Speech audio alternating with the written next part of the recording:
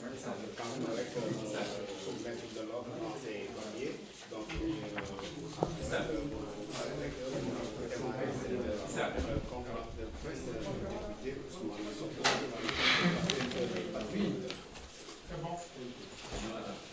Mën nañ démarrer.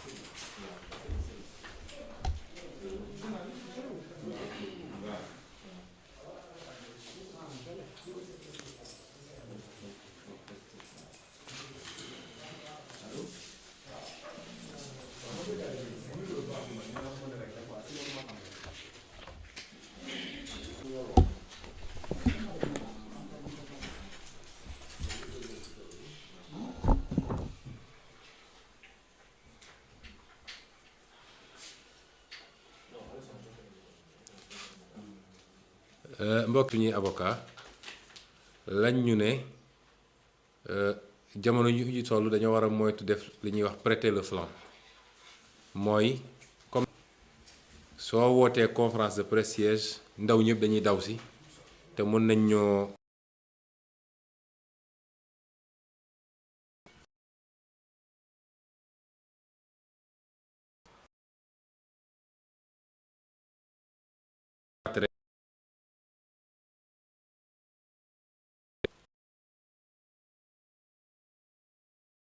ni libéré ci jàmm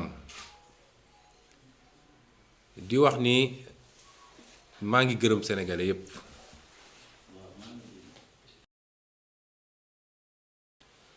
di gërëm ci ñi ma gën a jege samay soxna di leen gërëm sama waajur bu jigéen samay frères et sœurs waaye sama dëkk gox yi nag di ñépp jàpp naa ni ñi nekk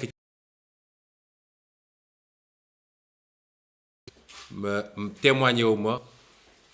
seedeelu ma ab cofeel ak ab solidarité biit ci taxawaay bu rafet bi di gërëm samay ñaari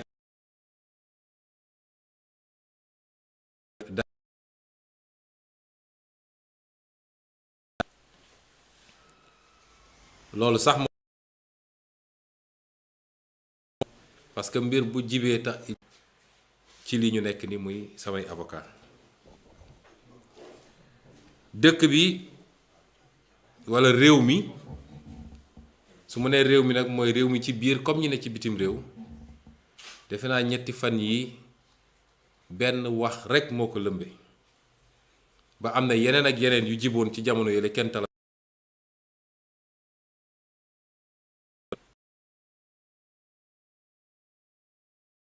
li tubaab di wax fait divers dafay occuper nit ñi bëri noo xam ne ci farata la woon ci situation réew mi kenn talatu ko ngir wax googu wax ju toll noonu nag bu jógee ci réew ba yëngal réew ma yépp defe naa wax ak ñoom mooy ban wax mooy tuuma gu ñu teg ci deru Ousmane Sonko de Pastef dit député à l'Assemblée nationale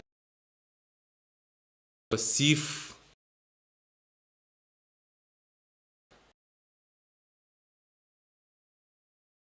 réew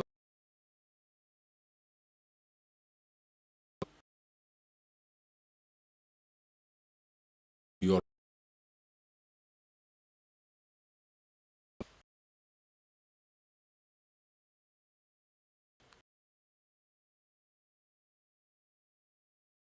dañoo bëgg mu lalu ci dëgg.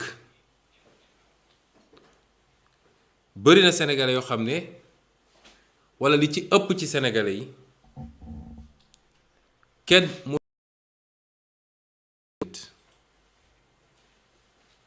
ci li ñu gis ñun waxtaan yeeg ci commentaire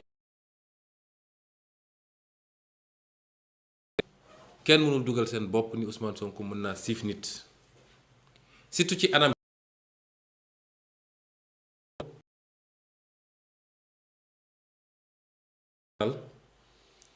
joxoñ ko nit ne ko di nga tëdd ak man forcé walla ma boom la loolu boo xam loolu mën na dugg ci boppam waaye li ci gën a yéeme mooy def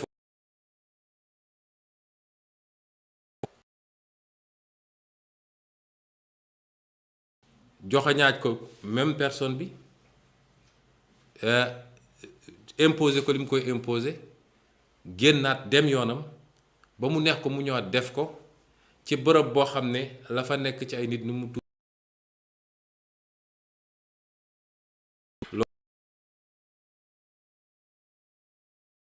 moo tax gëw ma ni am na sénégalais boo xam ne loolu mën nañ ko dugal ci boppam mu des nag bëri na sénégalais yoo xam ne la ñuy laaj ñoom mooy donte gëmuñu ni loolu mën na am waaye moom Ousmane Sonko lan la doon def foofa ci bërëb boobu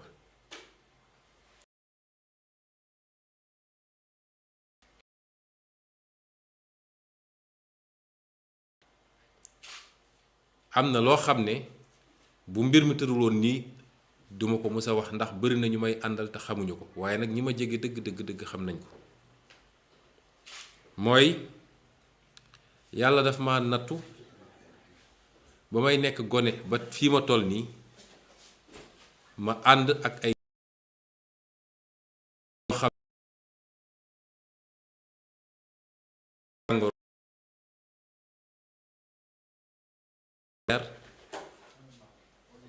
muy ay xeetu arthrose ay xeetu sacralisation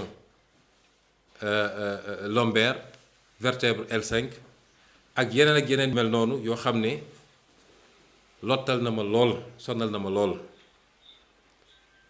li may wax nii dossier médical bu mat a ngi nii bu ko firnde boo xam ne ay médecins spécialistes orthopédistes ak généraliste ñoo muy suivre te bu ñu demee ba ca egg ca dinañ leen woo ñu ñëw seede li may wax ci tribunal ba ñu loolu sonnalee nag lii lépp ngeen gis dossier médical la ci ay IRM ak ay yeneen yu mel noonu ba mu ñu sonnalee ñu ne ci di def ay gëstu ba 2007 orthopédiste bi ma doon suivre nga xam ne du ma waxagum turam tey daat ma ne lii di la sonal dafa am lu mu àndal il faut nga am yooy def yoo xam ne ay xeetu faju la parce que du yoo xam ne dañ koy faj nii ci médecine na nga xam ni lu lay topp la ci ca àdduna waaye am na yoo ñuy def pour soulager ko pour wàññi douleur bi yooyu mooy lan mooy benn demal di def natation looloo andi woon ma dem inscrire Olympique Club di fa def natation ñaareel bi ndax man sportif laa mës a doon na ngay def sport waaye lépp luy sport de contact na nga ko bàyyi karaté bi na nga ko bàyyi football bi na nga ko bàyyi basket bi na nga ko bàyyi parce que àndul ak li ngay def ñetteel bi mooy saa su la douleur yi sonalee na nga def séance de massage mu soulager la ñu commencé ci loolu 2007 laa commencé def des séances de massage jamono jooju ci benn cabinet bu nekk ville bu ñuy wax docteur Siklawi di fa def ay séances de massage diggante boobook tey tenté nañu façon séance de massage bu ne mu wax ni loolu bi may gën a nekk ndaw sonaloon na ma ba sama waajur bu jigéen fu ne yóbbu na fa ba bi ma ciy fàttaliku sax ay graisse yu yeew lañ ko mus a wax ne ko comme yeew yàlla may na ko gannaaw goo xam ne dafa nangu da ngay dem ut graisse yu yeew di ko diw jamono jooju soo bëggee jënd kii bu graisse yeew bu ndaw bi 3000 francs la woon mu yoon lu métti ñu koy ut di ko ci diw. donc commencé naa massage cabinet docteur Ciré Clédor di ci am kiné boo xam ne fële centre international athlétisme bi nekk HLM Grand Médine la ma doon recevoir di ma defal ay séances. parce que gis nañ ñu essayer laal loolu ci ay opération fa la ñu jógee tétraplégique ba léegi wala ñu paraplégique parce que dafa jege trop yenn lu ëpp 200 000 francs ca laa ne docteur man opposant la aw ma xaalis loo xam ne war naa ko def nu mu tuuti benn yoon ci weer wi mënuma ci fay ay 200 000 francs ci def foofu samay séance ba ma demee ñu recevoir ma visiter ñu xool dugg ma gis ni vraiment macha allah ñu woon ma seen agrément bi leen état jox. ñu xool bi ma génnee dama woo sama benn oustaz ma ne ko ah man de bëgg naa maase wu parce que kon li tax ma dem foofu benn bi mooy du un institut clandestin institut bu am agrément la état bi reconnaître ko mu ne bu ni mel ñu dem fa def fa ay séance de massage mësuma faa def massage boo xam ne exigé wu ma sax que ñaari masseuse nekk ci salle bi ba bu mujj boobu ñuy wax nii ñaari nit ñoo nekkoon ci salle bi ñoo ma massé kon defuñu fa woon lu bon te mësuñu ko faa def dañoo dem pour faju ji ci cadre boobu la ñu fajoo dem suñu yoon.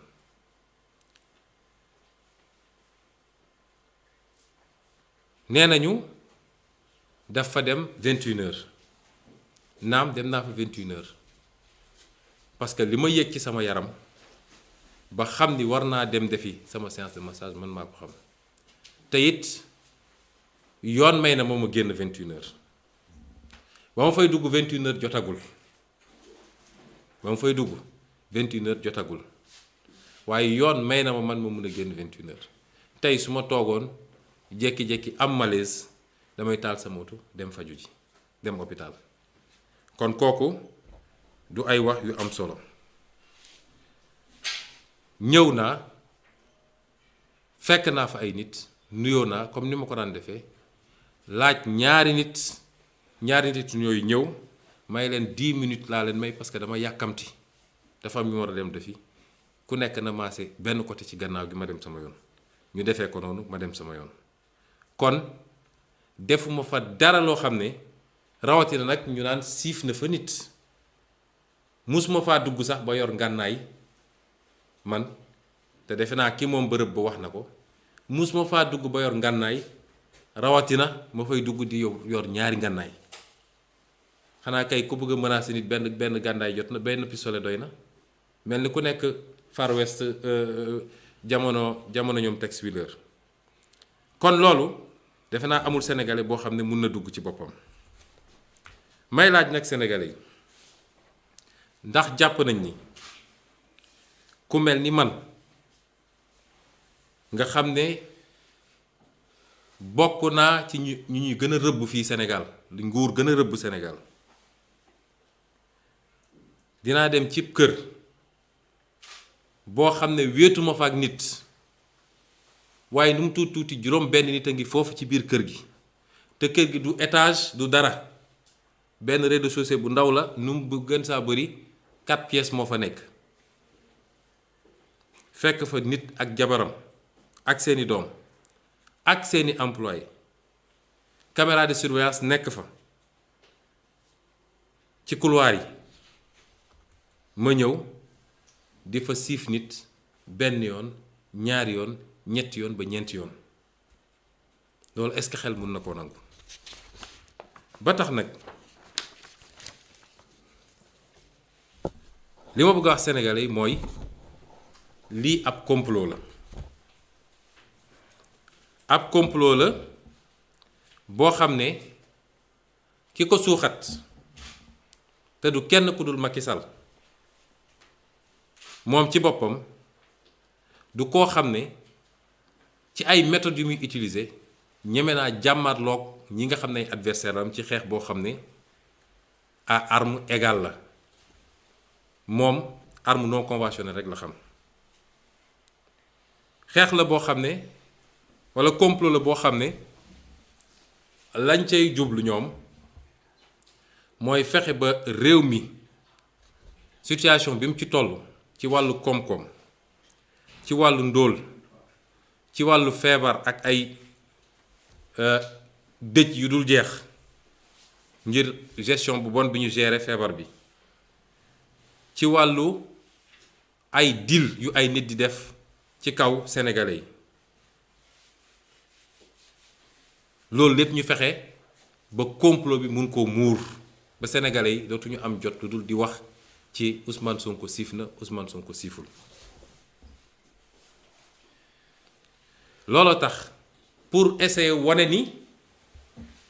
mbir mi du mbirum politique waaye c'est une affaire civile moo tax ñu jox consigne seen militant yépp ne leen bu ci kenn àddu bu ngeen lu ñu ci leen wax rek ne leen c'est une affaire civile waaye c'est une affaire privée waaye mbir mi du affaire privé mbir mi affaire la bu ñu nas boo xam ne ministre de l'intérieur ci boppam moo yor mbir mi di ko tiire ak procureur am te dinaa ci indi ay firnde su jotee liy firnde complot bi bëri na waaye dinaa ci wax yenn parce que yu bëri pour bañ ñu may leen ñoom fu ñu daboo parce que li tubaab naan un crime n'est jamais parfait mooy sàcc munoo sàcc ba doo bàyyi ay firnde yu ñu la mën a jàppee donc liy wane ni mbir mi ab complot la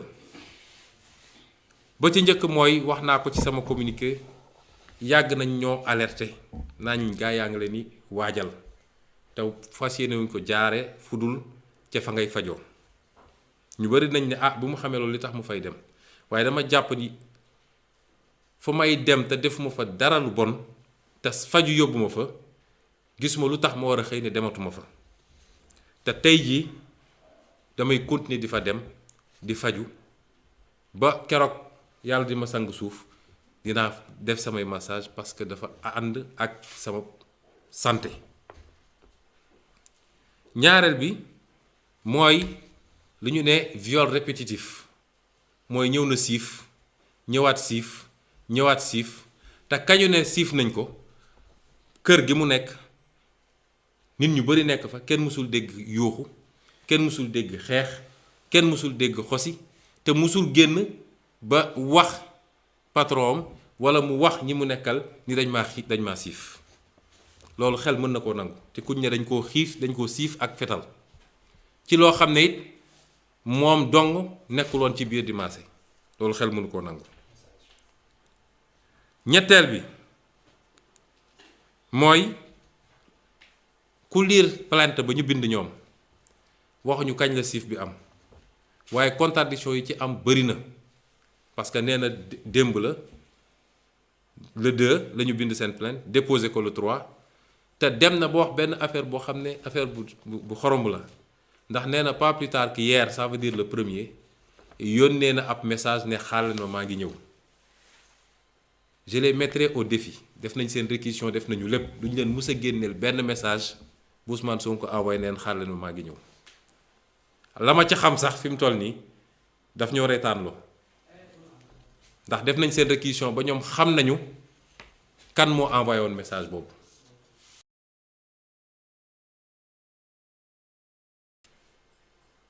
ñeenteel bi mooy pression yi nga xam ne danga koy teg tey ndaw si nga xam ne moom salon bi fitnaal yi ñu koy fitnaal ndax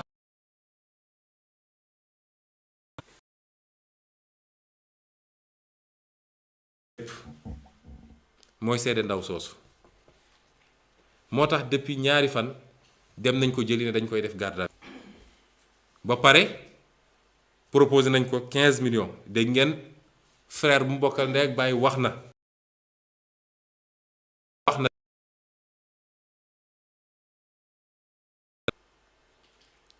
mu am ku ñu wax ni avocat bi neen dina wax te saisir na le bâtonnier ba noppi parce que am na lu ñuy def ndaw si li tax ma ne torture mooy ndaw si yàlla da ko nattu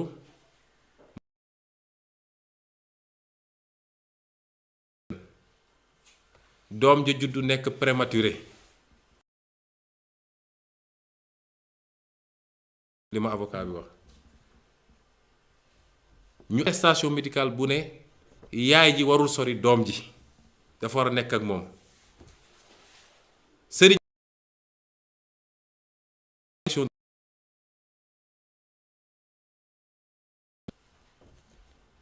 parce que pression morale la ñu bëggoon def ci moom ba mu lâché pour rek mu dellu ci déclaration defal leen déclaration bi ñu bëgg ndax ndaw si daf leen ne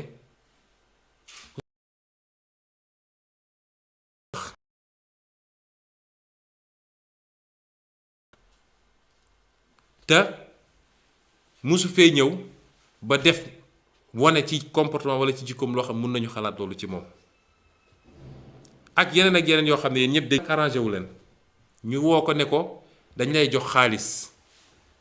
mun leen duma jaay sama ngor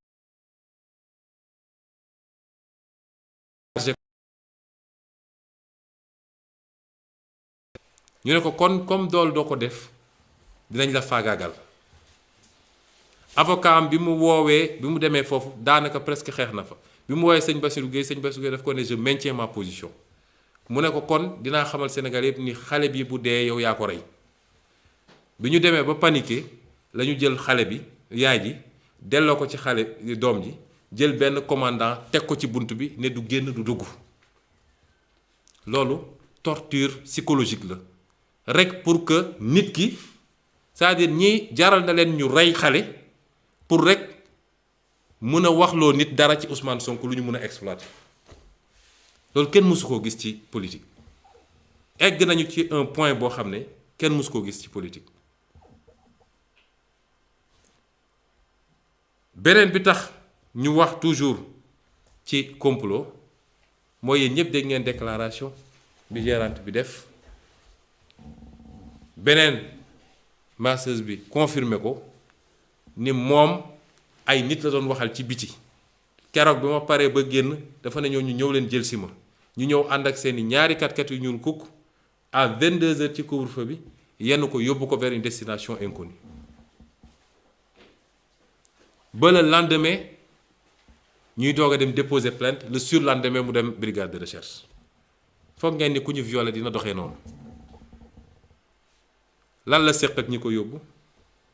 ku mun a circuler heure boobu am na loo tekk ci réew mi ba ñu mun laa bàyyi nga dem lan la def ak ñoom bi mu demee ba ñu war a mun a ñëw dellu si naan viol am na ak nangam waaye loolu day ware ni complot la parce que waruloon génn fi mu ne fa la waroon fanaane foofu la mus a fanaan depuis couvre-feu bi commencé ba léegi ni ñu la mun a woote ay nit ñu jël si la ci heure boobu nga dem ñu yóbbu la à une destination inconnue am na lu ñu ci xam sax waaye duñ ko waxagum comme ni ñu ko waxtaanee ak avocat yi pour dem def li ngeen di def.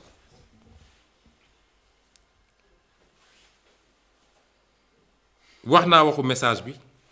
message boobu musul am je les mets au défi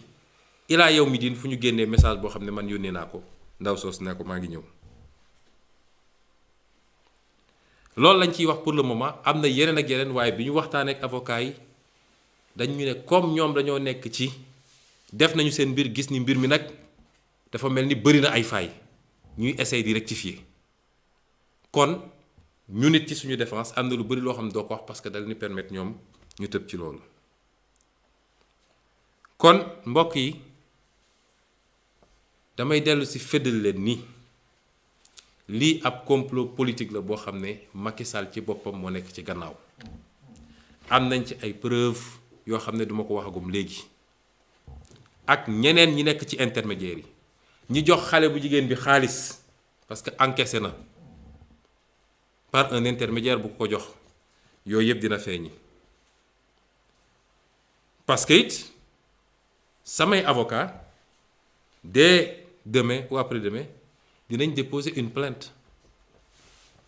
te dinañ def réquisition yi ñu war a def yépp ba xam lii nekk ci biir ak li ñi mu doon waxal ak fi ñu jaar ak yépp dinañ ko wax. ab complot la boo xam ne nas nañ ko lu yàgg parce que nee naa bañ ci commencé di ñu wax te dinañu woo ay seede keroog bu ñu demee ca procès ba ci ñoom ñi nga xam ne toog nañoo ak ay nit wax ak ñoom dinañ leen ne diw la ñu woo ko mu ñëw seede taxaw confirmer ko loolu pratiquement ay 2019 lañ ñu commencé di yégal lu mel noonu lu ñu yàgg a togg la di ut di monter di fabriquer seeni preuve di monter li ñuy monter waaye nit noo muus doo yàlla ma bëgg a waxtaan nag ak militants yi ak sympathisants yi ak sénégalais yi nga xam ne ñoom ñépp dëgg ñor na leen ak injustice bañ nañ ko mooy complot bi du jàll parce que it Afrique dañoo tàmm ci yor nguur lu mu def rek dañ naan incha allah macha allah complot yàgg na fi tentative de liquidation d'adversaire politique yàgg na fi waaye li may wax Macky Sall mooy bi pas du yomb bu soobee yàlla moo tax woote gi may woote ñi nga xam ne ñooy suñu am di jàmm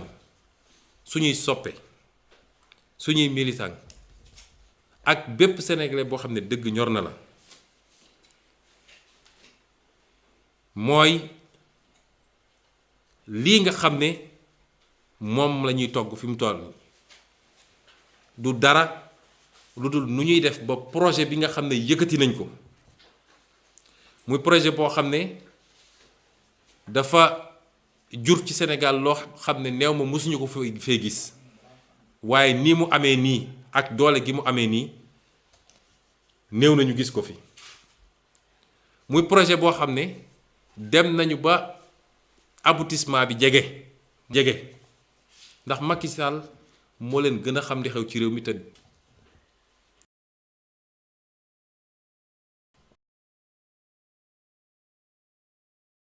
boobu nga xam ne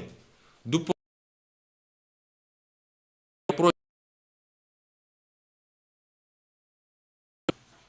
mooy lépp loo xam ne jàngoro guñ doon jooy la indépendance ba léegi ñu sénégalais bu nekk xam ni projet boobu la comploteur est-ce que loolu sénégalais yi dinañ ko nangu est-ce que suñuy militants suñuy sympathisants ak xeex gi ñu xeex ay at coono gi ñu ko daj dinañu nangu loolu ci lu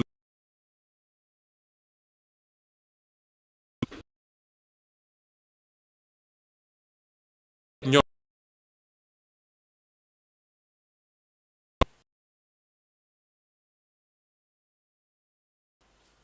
mooy laaj boo xam ne delloo naa ko ci Sénégalais yi parce que it mbir doo bëgg mbir bëgg safaan wa Sénégalais boo gis mu ne la sonn nañu changement la ñu bëgg compétition waaye boo bëgg mu ne adversaire politique da nga koy éliminer combine pour tëj adversaire pour yàq adversaire loolu dafa war a jeex Sénégal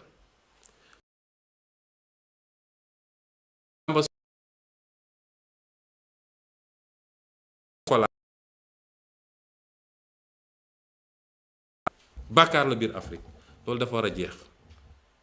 persécution contre les opposants dafa war a jeex oppose dox amoo droit naan amoo droit lekk foo nekk yaa ngi wël démocratie du doxee noonu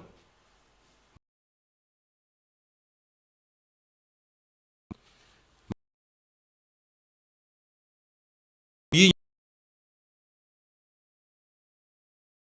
ak jamono nekk ci réseaux sociaux yi ak jamono nekk ci salon yi di commenter déedéet jamono ji jamono xeex la jamono mu ñu toll te nag dañoo tàmm di wax ni peuple sénégalais duñu peuple xeexkat wala dara jarul leen dara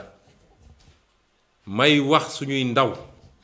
suñuy mag suñuy góor suñuy jigéen ne leen caaxaankat yi nga xam ne yàq nañu réew bi yàqat toog ci nguur ak yàgg ci nguur lu mu leen jaral rek ñun ñi bëgg a soppi Sénégal bu ñu jaralul lu ko ëpp bu yóbboo ñu ba dootul ay commentaire ci li ma leen wax ak li ma diglanteeg yéen ci ay idée ak projet bu ngeen si gisagu leen ci coppite du ngeen ko gis mukk loolu moo nekk en jeu du leneen kon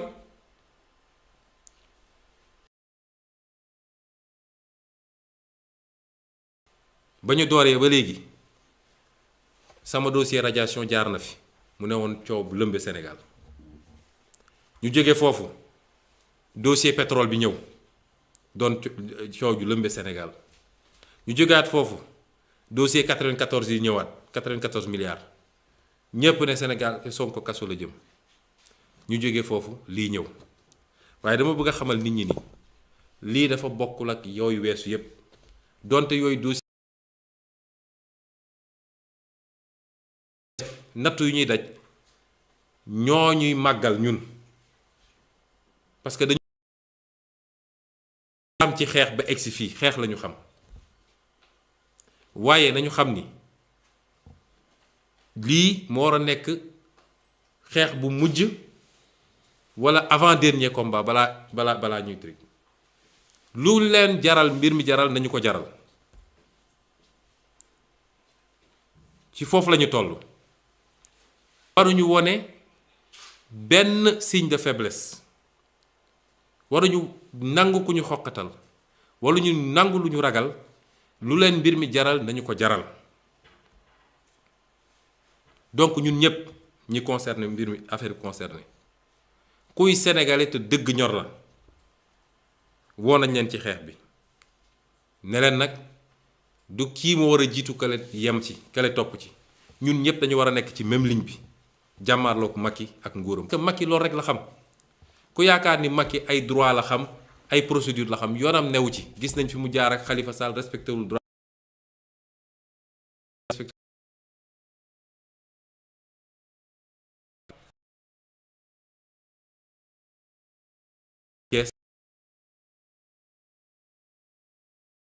kon bu ñu yaakaar ni Sénégal yi la wax ñu ne la waaw droit nii nangam Macky xamul luy droit Macky rapport de force la xam di waxtaan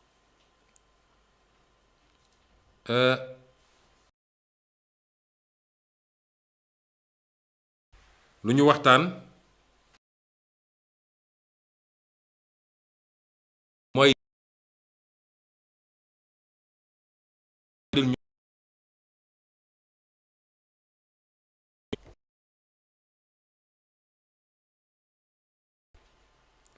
ma fas yéene wax Sénégalais yëpp ni duma uyu ji ëllëg parce que ab député convoqué en tant que accusé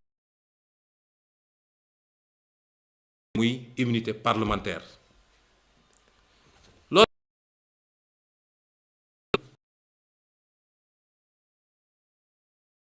soo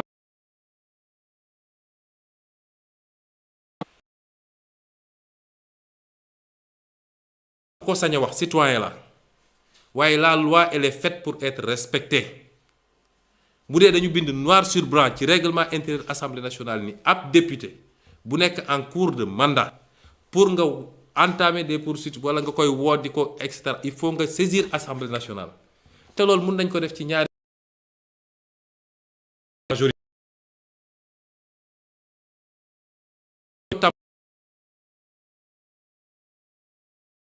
bu dee wax dafa wax loolu noonu lañ ko war a defee bu ñu ko defee am seen levée d'immunité parlementaire à 10h à 10h05 maa nga foofu uyu leen mais fii rek defuñu ko du ma dem uyu ji leen nag parce que seen comme am nañu firnde ni jàpp mandat de dépôt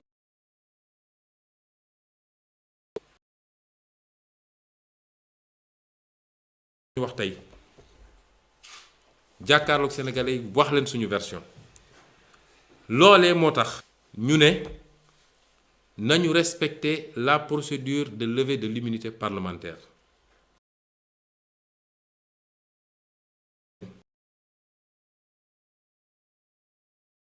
de le faire pour ne dañuy ñëw cueillir Ousmane Sonko de force en violation de la loi loolu nag bu ñu ko defee nous résisterons par tous les moyens possibles te di woo ci résistance boobu ñépp it parce que réew dafay tegu ci yoon mbokk yi dinaa leen ko faram-fàcceel ci version tubaab parce que ñi ñuy topp ak ñi ñuy déglu dafa bëri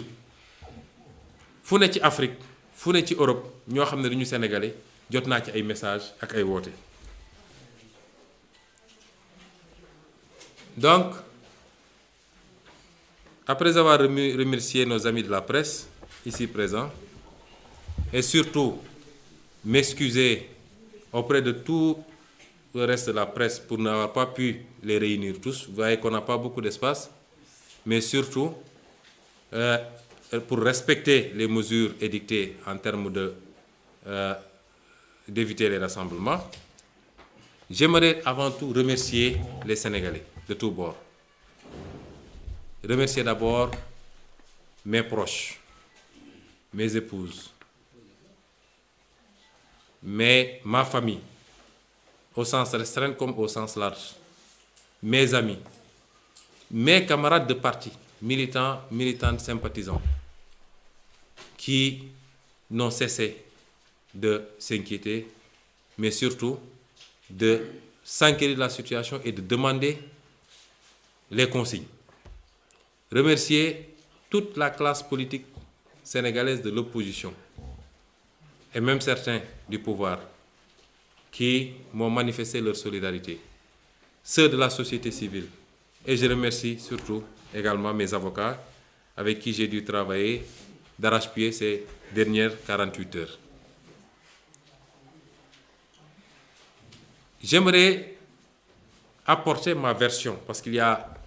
une situation qui défraie la chronique depuis au moins 2 à 3 jours. Et cette situation me concerne particulièrement et personnellement. C'est laquelle situation? Ousmane Sonko, président de parti politique, député à l'Assemblée nationale, a fait l'objet d'une accusation pour le moins gravissime d'avoir attenté, d'avoir violé une jeune femme sur elle, des armes en plus, avec étranglement et tout ce qui s'ensuit. Je ne doute point que aucun Sénégalais ne peut, qui sont de l'autre côté, ne peut admettre que cela ait pu se faire.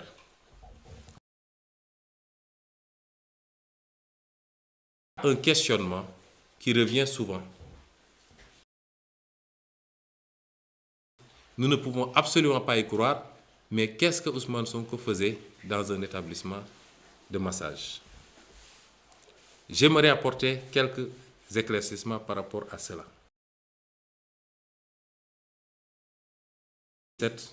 Des massages thérapeutiques pour raison de santé, suivis par un spécialiste orthopédiste qui viendra témoigner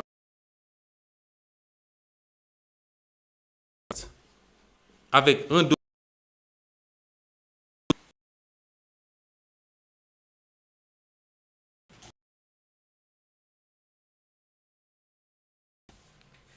puisqu'il s'agit de problèmes lombaires que je n'aurais jamais révélés, d'ailleurs, si ces circonstances n'étaient pas présentées, puisque nous sommes dans une culture, malheureusement, où dès que celui qui prétend à des responsabilités dit que je souffre de quelque chose, les gens... Je pratique mon sport tous les jours. Tournée ou quand je suis en activité, même mes gardes du corps ne peuvent pas suivre mon rythme. Mais cela,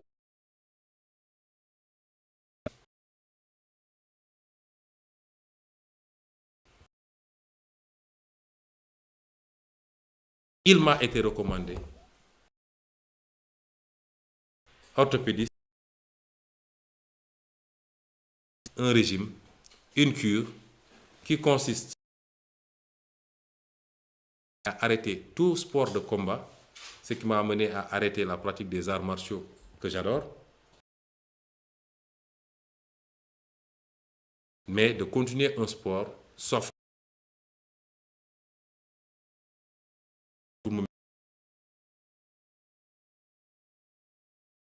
faire de la natation régulièrement,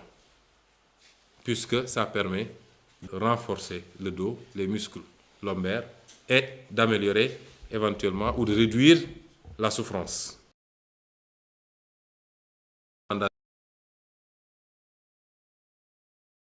Régulièrement des séances de massage thérapeutique pour libérer les muscles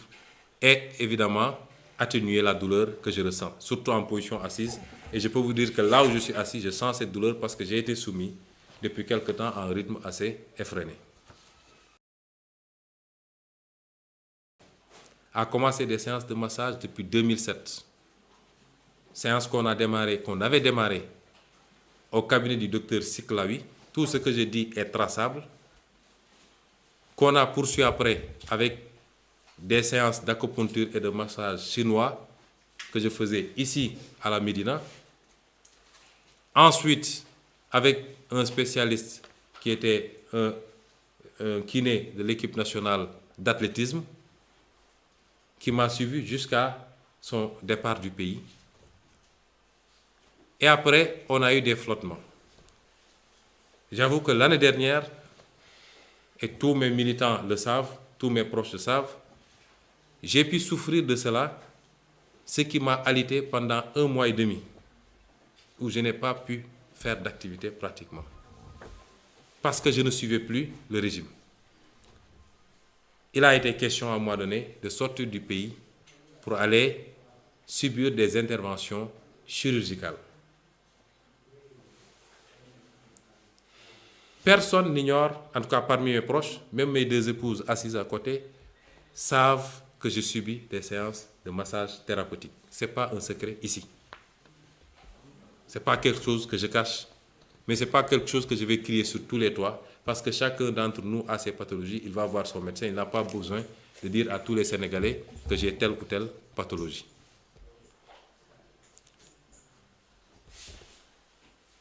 Au sortir de cette crise que j'ai eue l'année dernière, au mois de mars-avril, j'ai été voir les médecins, j'ai été suivi pendant longtemps, qui m'ont déconseillé d'aller subir cette intervention parce qu'elle était risquée. Et que, puisque des gens ont pu faire des interventions similaires et sont retrouvés avec des paraplégies ou des tétraplégies, ils m'ont recommandé de respecter le régime qu'ils m'ont donné, notamment la pratique quasi quotidienne d'un sport, mais millimétré, les cours de natation et de reprendre les massages. Un ami médecin, Dr Ousmane Sissé, est venu me cueillir ici pour m'amener dans un cadre qui se trouve ici sur la corniche, un très bon cadre où j'ai pu subir un premier massage avec un Coréen. Mais à la fin du massage, quand il s'est agi de payer, quand on nous a donné la facture qui dépassait les 200 000 francs, j'ai dit, quand on est sorti, j'ai dit au docteur que je ne peux plus revenir ici parce que je n'ai pas de quoi payer des séances de massage à 200 000 francs. C'est en ce moment qu'une connaissance m'a parlé de cet institut en me disant que lui-même faisait les séances là-bas et que c'était un institut agréé par l'État, parce que c'est important, qui a pignon sur rue, qui n'est pas clandestin, niché dans un quartier connu de tous, avec cerise sur le gâteau, la famille propriétaire qui habite dans l'institut. Je lui ai dit ça, il faut que j'aille voir. On est allé visiter, on m'a présenté ce qui se fait là-bas. J'ai considéré que c'était correct. J'ai dit, je vais commencer à essayer. À la question de savoir s'il y avait des masseurs, il m'a été répondu non. Je leur ai dit, je reviens dans quelques jours. Et au sortir, je me suis adressé à un docte musulman, un oustaz comme on dit chez nous, pour lui dire qu'est-ce qu'il en pensait. Sa réponse a été de me dire que si c'est dans un but thérapeutique, il faut aller faire des soins. C'est la même chose qu'une femme qui va voir un gynécologue ou je ne sais quel autre exemple. C'est comme ça que j'ai commencé des séances, et je peux le dire ici, des séances qui nous ont beaucoup soulagés, des séances très professionnelles. Et je dis que les séances que je faisais là-bas, j'exigeais tout le temps qu'il y ait 2 personnes dans l'espace de massage, y compris le jour des faits supposés. Donc, les raisons qui nous ont amenés à fréquenter cet espace, c'est d'abord des raisons médicales, mais c'est parce que nous considérions que toutes les conditions de crédibilité sont réunies pour pouvoir aller se faire masser là-bas. Pourquoi? Certains disent heure du couvre-feu, etc. Un malade est un malade quand il soigne. Je suis arrivé dans cet institut avant l'heure du couvre-feu. Je suis sorti. Si j'avais un problème de une crise, une quelconque autre crise, je serais sorti pour aller à l'hôpital. Je n'ai pas à me justifier par rapport à cela. Donc,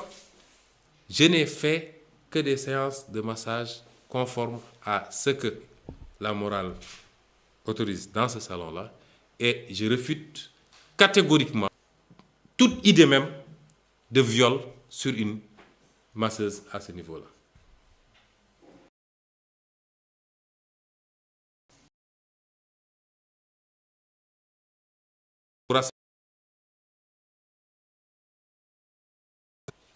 Qui se sait aussi traqué que Ousmane Sonko, d'aller dans une maison familiale dans laquelle vous trouverez le mari, son épouse, ses enfants, ses employés et des caméras de surveillance pour commettre avec des armes en plus. Même si on avait dit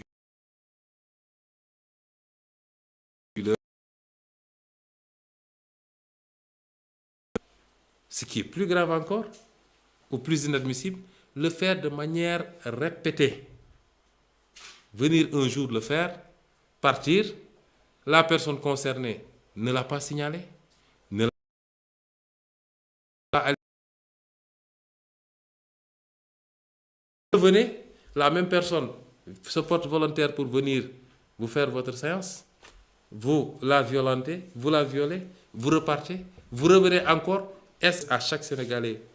apprécié? Est-ce que ça, c'est admissible?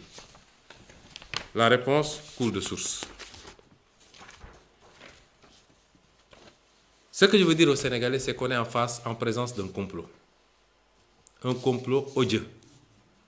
Un complot minable. C'est une lâche cabale.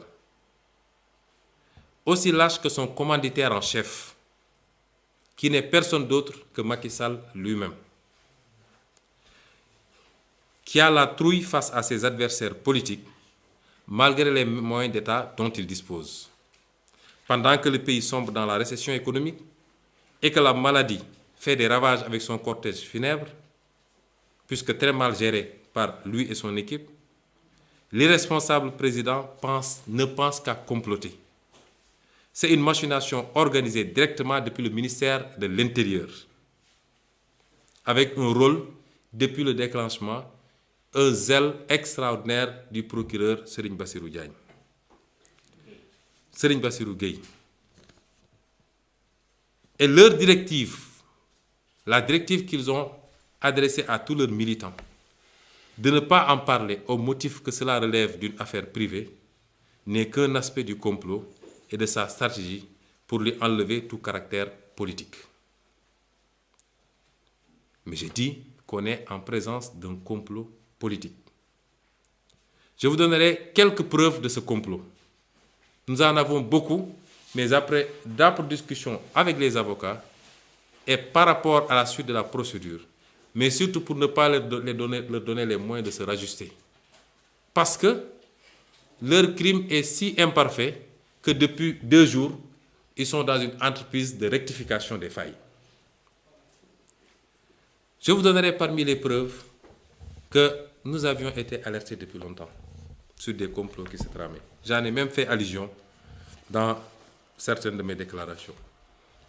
Certains pourraient dire, mais pourquoi donc il a continué? J'ai considéré que n'ayant rien à me reprocher et ne faisant rien d'illégal, je ne peux pas vivre dans la terreur perpétuelle. Parce que ce qu'on veut faire vivre aux opposants en Afrique, c'est inadmissible. Vous n'avez plus le droit de manger, vous n'avez plus le droit de marcher, vous n'avez pas le droit de sortir, vous n'avez pas le droit. Tout un appareil vous suit, vous surveille, vous truc. Au même moment, les proches du régime font toutes sortes de bévues,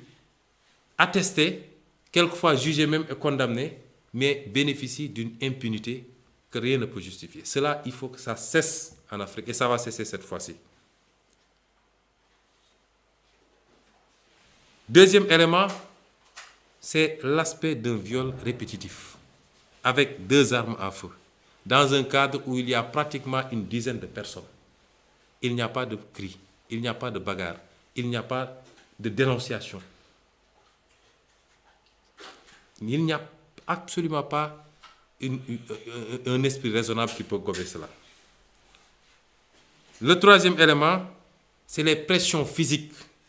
la torture qu'ils sont en train de faire subir à cette brave dame, avec laquelle je n'ai aucun lien. Ils lui ont d'abord proposé de l'argent, 15 millions, elle a refusé, parce qu'ils avaient préparé tout, mais ils n'avaient pas envisagé que cette dame-là puisse garder sa dignité et faire une déposition de cette sorte. Et depuis lors, ils mettent la pression pour qu'elle change de déclaration. Et ils l'ont fait passer maintenant de témoin à accusé.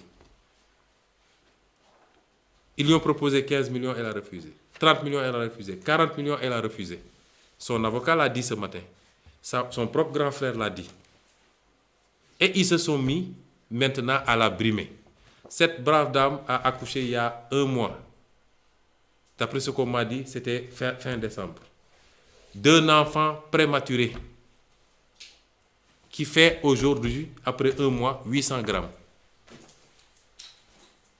Il y a une attestation médicale qui dit que cette femme ne doit pas être séparée de son enfant. Serigne Bassirou Gueye demande à ce que la section de recherche aille cueillir cette femme-là pour la mettre en garde à vue, parce qu'il y a une torture morale qu'ils veulent mettre sur cette femme-là pour l'amener à changer sa déclaration. C'est inadmissible dans un pays comme le Sénégal. Il a fallu hier que l'avocat se batte presque physiquement contre eux et les menace en cas de décès de cet enfant pour qu'on accepte de ramener la maman à l'hôpital, mais en la consignant, en mettant un commandant qui monte la garde là-bas 24 heures sur 24. Vous croyez que ça c'est admissible? Et je prends l'opinion à témoin. Ils seront, s'il advenait quelque chose de déplorable par rapport à la vie de cet enfant, ils en seront les seuls responsables. Et tout cela uniquement pour avoir Ousmane Sonko. C'est extraordinaire qu'on puisse en arriver à ce niveau-là dans un pays comme le Sénégal. Donc cette pression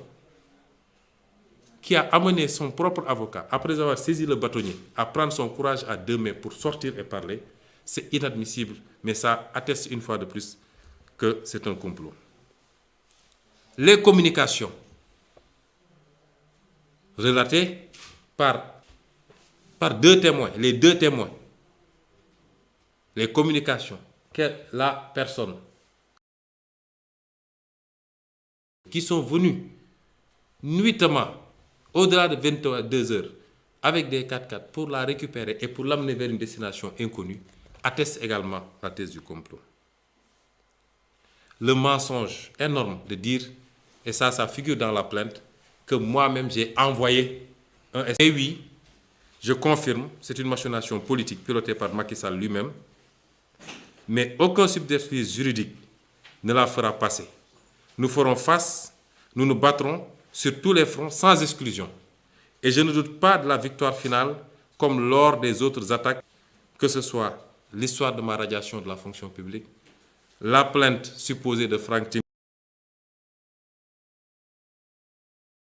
national dans l'affaire des 94 milliards et la plainte pour diffamation jusqu'au dernier épisode à cette dissolution de notre parti politique. C'est de leur dire d'abord, ne vous y trompez pas. Ce qui est en jeu, c'est l'aboutissement de notre projet pour 2024. Un aboutissement si proche. Macky Sall le sait, lui qui a commandité des tonnes de sondages d'opinion. Accepterez-vous que ce pourquoi vous vous êtes durement battu depuis des années et qui se profile à l'horizon soit annihilé, non sur le terrain de la compétition politique, mais par de sordides besognes et de sordides manipulations. L'heure n'est pas au conciliabile, pour une fois. Nous avons l'habitude d'entendre que le Sénégalais n'est pas combatif. L'heure n'est pas au conciliabile, elle n'est pas aux discussions numériques, elle n'est pas aux discussions de salon, l'heure est au combat. Macky Sall ne connaît que le rapport de force, il n'en a cure du droit. Demandez à Khalifa Sall, demandez à Karim Wade, demandez. Macky Sall, ce n'est pas son problème, le droit. Nous avons grandi avec les épreuves. Nous sommes nés avec les épreuves. Nous avons rampé avec les épreuves et nous sommes arrivés là où nous en sommes avec les épreuves. Toute tentative de liquidation, nous l'avons vécue. Mais comprenez que cette fois-ci, ça va passer ou ça va casser. Ce sera le dernier combat ou l'avant-dernier combat. Ça dépendra. Et c'est pourquoi nous ne devons témoigner d'aucune faiblesse. Nous devons tous faire montre de sinon plus. Chers amis, nous ne sommes plus au temps des révoltes. Est arrivé, celui des véritables gladiateurs des changements fondamentaux de la société. Il est temps que la terreur contre d'honnêtes opposants cesse et on n'acceptera plus de vivre sous la hantise, le qui-vive, d'avoir à surveiller tout le temps, à regarder derrière nous.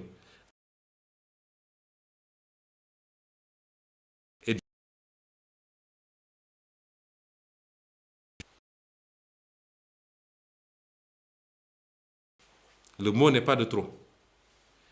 Et quoi qu'il en soit, ne flanchez pas. C'est le prix qu'il fallait payer pour protéger Mamadou Dia. C'est le prix qu'il fallait payer pour protéger Cheikh Anta Diop, dont l'anniversaire coïncide avec ce jour. C'est le prix qu'il faut. Notre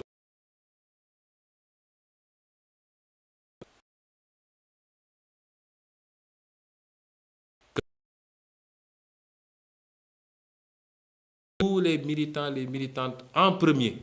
et tous les Sénégalais épris de justice à se tenir prêts. Parce que j'ai reçu une convocation qui m'a été amenée ici hier par un commandant pour affaires me concernant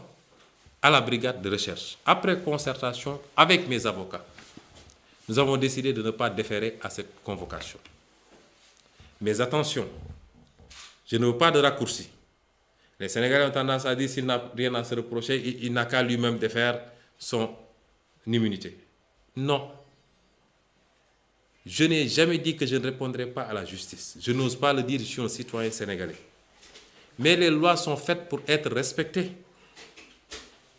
Quand une procédure est prévue, il faut respecter la procédure. Or, cette procédure dit que vous ne pouvez pas convoquer un député en cours d'exercice de mandat sans requérir au préalable l'avis ou l'autorisation de l'Assemblée nationale par la levée de l'immunité parlementaire. Ils peuvent le faire en 48 heures ou même en 24 heures parce qu'ils ont leur Assemblée nationale avec une majorité écrasante. Mais je tiens à ce que la procédure soit respectée. S'ils lèvent l'immunité parlementaire mardi à 9 heures. Mardi à 9h05, je viendrai répondre à leur convocation. Mais autrement, j'exige le respect de la procédure. Pourquoi je dis que ça peut commencer dès demain? Là, dans ce pays, et nous avons beaucoup d'amis également à tous les niveaux, Serigne Bassirou Gueye aurait de que je sois immédiatement arrêté dès que j'arriverai à la brigade de recherche. Ça nous... Mes bagages, j'ai préparé ma famille, je n'ai pas de problème. Mais je tiens à ce que la procédure soit respectée. Et à partir de ce moment, tout ce qui viendra, nous gérerons parce que nous sommes prêts pour ce combat. C'est les quelques précisions que je voulais apporter. Je vous remercie de votre attention et vous souhaite un bon retour chez vous. Bonsoir. Est-ce que le président nous a offert